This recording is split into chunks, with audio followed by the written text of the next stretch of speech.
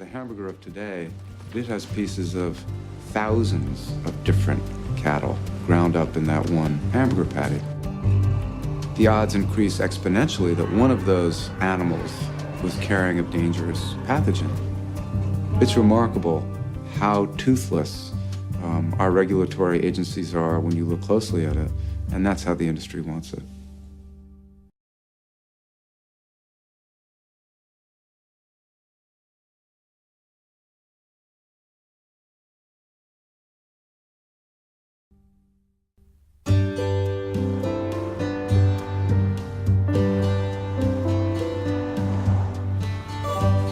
This is the USDA building up here.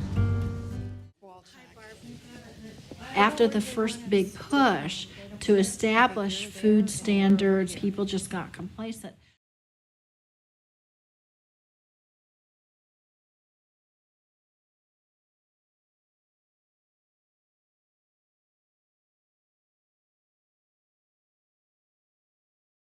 We reduced funding for the FDA.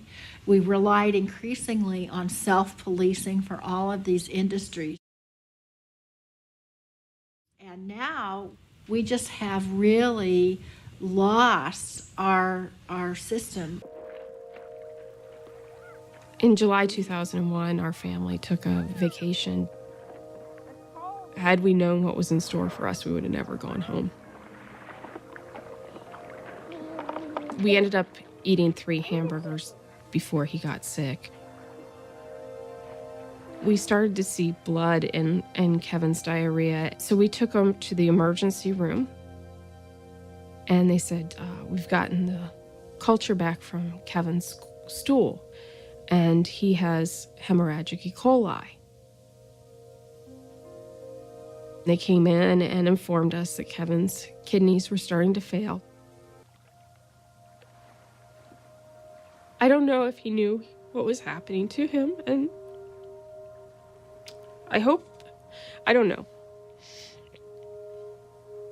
To watch this beautiful child go from being perfectly healthy to dead in 12 days, it was just unbelievable that this could happen from eating food. What was even kind of adding more insult to injury, it took us almost 2 or 3 years in hiring a private attorney to actually find out that we matched a meat recall. On August 1st, my son was already in the hospital. They did an E. coli test at the plant that was positive. They didn't end up recalling that meat until August 27th, 16 days after he died. We put faith in our government to protect us, and we're not being protected at a most basic level.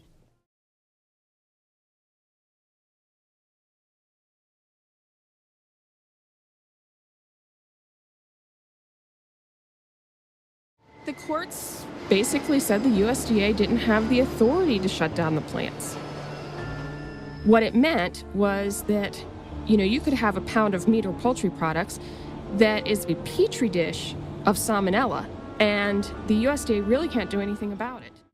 But I also know that there are other players, in the food production chain that tend to worry about that because it's going to be seen as an add-on to their costs. Sometimes it does feel like industry was more protected than my son. In the past year alone, there have been a multitude of foodborne illness outbreaks which have resulted in significant losses.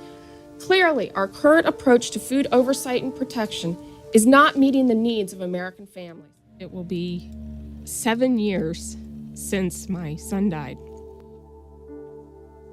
All I wanted the company to do was say, we're sorry we produced this defective product that killed your child, and this is what we're going to do to make sure it doesn't happen again.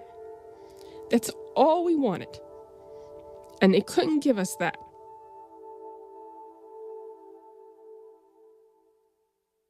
Why is Bayer Corporation the rat of the week. Internal documents show that after this company positively, absolutely knew that they had a medication that was infected with the AIDS virus, they took the product off the market in the U.S. and then they dumped it in France, Europe, Asia, and Latin America. The medicine's called Factorate. It was an injection medicine that was used for hemophiliacs, mostly children. Children had been born with an incurable disease. Hold on, Mike. So hold on. So you're telling me that Bayer knew that this drug was infected with the AIDS virus. They yanked it from the market in America, and then they dumped it in markets overseas? They had to figure out a way, Joe, to make a profit on a product that they could not sell in America. So they made a huge profit. They dropped the product in Japan, Spain, and France. A new breed of fishery scientists started to investigate what had been happening to all the fish in every ocean of the world. Local catches of fish had been declining almost everywhere. But what puzzled the scientists in 2001 was that the total world catch kept going up and up. Makes sense. Daniel Pauly, a leading expert in global fishing, was asked by the United Nations Food and Agriculture Organization to investigate this mystery. It was when Pauly and his colleagues looked at the reported catches from China that they found their answer. For every part of the world, the reporting was right, except for Chinese waters. When Daniel Pauly came to this department and he said, I think they're wrong. I said, what do you mean they're wrong? He said, well, it can't be that China's catching that much. The Chinese figures could not be right. They were just made up. They were made up by communist officials who only got preferment